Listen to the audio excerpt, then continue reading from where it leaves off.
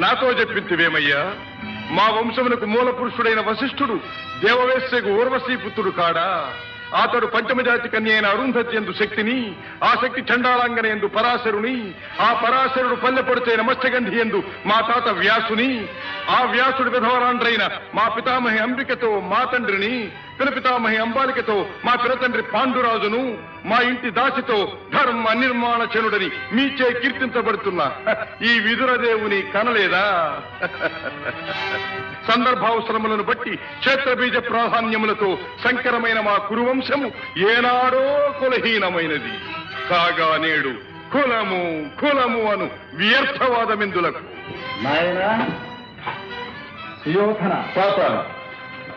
ఏరులా పారులా బ్రహ్మర్షుల జననములు మనము విచారించదగినవి కాదు. ఇది నీవన్నట్లు ముమ్మాటికి క్షాత్ర పరీక్ష.